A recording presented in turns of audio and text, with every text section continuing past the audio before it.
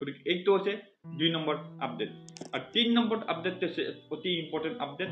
IRCTCৰ ৱেবছাইটত বা IRCTCৰ মোবাইল এপত আপোনাৰ আধাৰ অথেণ্টিফিকেশ্যন থাকিবই লাগিব। নমস্কাৰ বন্ধুসকল, আপোনালোক সকলোকে মই স্বাগতম জনাইছোঁ। আপোনালোকে জানে যে মই খুব ছুটিকৈ কিছুমান ইম্পৰ্টেণ্ট আপডেট আপোনালোকৰ মাজত লৈ আহোঁ।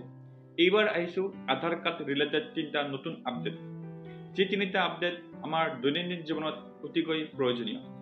মই দীঘল নকৰি প্ৰথম আপডেটটোৰ কথা ক'বলৈ বিচাৰিছোঁ, সেইটো হৈছে আধাৰ, অৰ্থাৎ UIDAIৰ CEO ভুৱনেশ কুমাৰ ডাঙৰীয়াই ৰিচেণ্টলি এনাউন্স কৰিছে যে এতিয়া আৰু আপুনি আপোনাৰ নেম কাৰেকশ্যন, আপোনাৰ ডেট অফ বাৰ্থ কাৰেকশ্যন, আপোনাৰ ফোন নম্বৰ কাৰেকশ্যন কৰাৰ কাৰণে আধাৰ সেৱা কেন্দ্ৰত বা আধাৰ এনৰোলমেণ্ট চেণ্টাৰত আপুনি যাব নালাগে।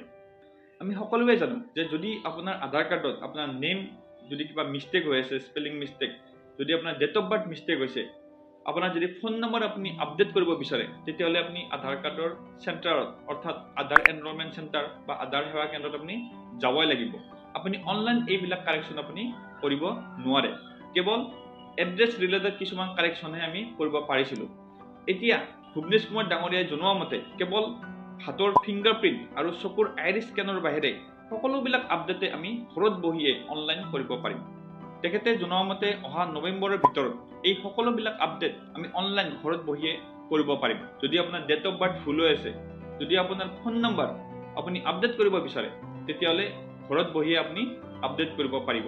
ইয়াৰ উপৰিও ডাঙৰ আপডেটটো হৈছে যে এতিয়া আৰু আমি আধাৰ কাৰ্ডৰ ফটোকপিজ বা জেৰক্স লৈ আমি ঘূৰিব নালাগে। কিয়নো আমি সকলোৱে জানো যে বিভিন্ন চৰকাৰী কাম কাজ হওক বা যিকোনো ঠাইত আমি গ'লে আধাৰ কাৰ্ডখন ছাবমিট কৰিব লাগে বা আধাৰ কাৰ্ডৰ জেৰক্স আমি প্ৰায় দিবলগীয়া হয়, যাৰ কাৰণে আমি তাৰ আধাৰ কাৰ্ডৰ এটা জেৰক্স কপি আমি পকেটত সদায় ৰাখিবই লাগিছিল। এতিয়া আৰু সেইবিলাক নালাগে, কিয়নো এটা QR code app based system ওলাব তেওঁলোকে, যাৰ জৰিয়তে যদি আমি ক'ৰবাত আধাৰ কাৰ্ড ছাবমিট কৰিব লাগে, তেতিয়াহ'লে সেই QR কোডটো স্কেন কৰি দিলেই আমাৰ আধাৰ কাৰ্ডৰ যিটো ইনফৰমেশ্যন তেওঁলোকে পাই যাব। ধৰক আপুনি ক'ৰবাত ফুৰিব গৈছে, আমি সকলোৱে জানো যে হোটেলবিলাকত মেইনলি আধাৰ কাৰ্ড বা ভোটাৰ আইডিৰ এটা জেৰক্স তেওঁলোকে লয়। গতিকে সেই হোটেলত আপুনি যদি ফুৰিব যায়, তেতিয়াহ'লে তাত আকৌ আপুনি আধাৰ কাৰ্ডৰ জেৰক্স কপি দিব নালাগে। তেওঁলোকে হয়তো আপোনাৰ আধাৰখনতে কিবা এটা স্কেন কৰি QR কোড স্কেন কৰি কেনে আপোনাৰ ডাটাখিনি তেওঁলোকে ইনফৰমেশ্যনখিনি লৈ ল'ব পাৰিব। বন্ধুসকল, পলম নকৰি 2 নম্বৰ আপডেটটোৰ কথা ক'বলৈ ওলাইছোঁ। ন' আধাৰ ন' পেন কাৰ্ড। বুজি পাইছে নিশ্চয়। যদি আপোনাৰ আধাৰ কাৰ্ড নাই, তেতিয়াহ'লে আপুনি পেন কাৰ্ডো নেপাব। আমি সকলোৱে জানো যে আমি যেতিয়া পেন কাৰ্ড এপ্লাই কৰিছিলোঁ, তেতিয়া আধাৰ কাৰ্ড কেতিয়াও দিব লগা হোৱা নাছিল, বা আজিও যদি আপুনি পেন কাৰ্ড এপ্লাই কৰে, তেতিয়াহ'লে আপুনি আধাৰ কাৰ্ড মেণ্ডেটৰী নহয়। কিন্তু অহা 1 জুলাইৰ পৰা এইটো মেণ্ডেটৰী হৈ পৰিব যে যদি কোনোবাই পেন কাৰ্ড বনাব যায়, তেতিয়াহ'লে আধাৰ কাৰ্ড দিবই লাগিব। অৰ্থাৎ যিবিলাক মানুহৰ আধাৰ কাৰ্ড নাই, তেওঁ পেন কাৰ্ড এপ্লাই কৰিব নোৱাৰে।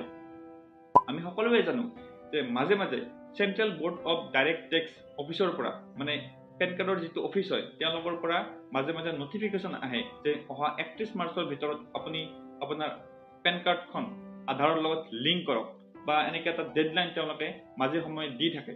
এতিয়া আৰু সেই ডেডলাইন তেওঁলোকে দি নাথাকিব, কাৰণ পেন কাৰ্ড যেতিয়া এপ্লাই কৰিব, তেতিয়াই আধাৰ কাৰ্ডখন তেওঁলোকে লৈ ল'ব। গতিকে এইটো হৈছে 2 নম্বৰ আপডেট। আৰু 3 নম্বৰ আপডেটটো হৈছে অতি ইম্পৰ্টেণ্ট আপডেট। আপুনি মই বহুতেই IRCTCৰ জৰিয়তে ৰেলৱেৰ টিকেট নিশ্চয় পাৰ্চেছ কৰোঁ। এতিয়া অহা 1 জুলাইৰ পৰা আপুনি যদি তৎকাল টিকেট কিনিবলৈ যায়, তেতিয়াহ'লে আপোনাৰ আধাৰ অথেণ্টিফিকেশ্যন থাকিবই লাগিব।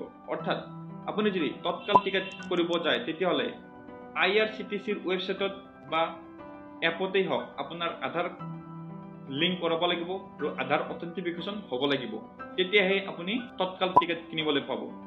এইটো মেইনলি কৰা হৈছে যিবিলাক দালাল থাকে, মাজত থাৰ্ড পাৰ্টি থাকে, তেওঁলোকে তৎকাল টিকেটসমূহ অতি কম সময়তে পাৰ্চেছ কৰি আপোনাৰ পৰা এটা ডাঙৰ ধন সৰকায়, যাৰ কাৰণে union railway minister Shri Ashwini বৈভৱ ডাঙৰীয়াই জনাইছে যে যেতিয়াই তৎকাল টিকেটৰ বাবে উইণ্ড' অ'পেন কৰা হ'ব, প্ৰথম 30 মিনিটত কোনো মানুহে উইদাউট আধাৰ কাৰ্ড অথেণ্টিফিকেশ্যন আপুনি টিকেট ল'ব নোৱাৰিব। আফটাৰ 30 মিনিটছ আপুনি হয়তো উইদাউট আধাৰ কাৰ্ড আপুনি টিকেট ল'ব পাৰিব, কিন্তু প্ৰথম 30 মিনিটত যদি আপুনি ল'ব বিচাৰে, তেতিয়াহ'লে আপোনাৰ আধাৰ কাৰ্ড অথেণ্টিফিকেশ্যন থাকিবই লাগিব। গতিকে বন্ধুসকল, মই কম সময়ৰ ভিতৰত আধাৰ ৰিলেটেড 3টা আপডেট আপোনালোকৰ মাজত লৈ আহিছোঁ। যদি আপোনালোকে ভাল পাইছে, প্লিজ চেনেলটো লাইক, শ্বেয়াৰ এণ্ড ছাবস্ক্ৰাইব কৰিবলৈ নাপাহৰিব। গতিকে আজিলৈ ইমানেই আছিল। যদি কিবা আপোনালোকক সুধিব লগা আছে, নিশ্চয় কমেণ্ট কৰক। মই ডেফিনেটলি আপোনালোকক সহায় কৰিবলৈ পাই সুখী হ'ম। গতিকে আজিলৈ ইমানেই। ধন্যবাদ।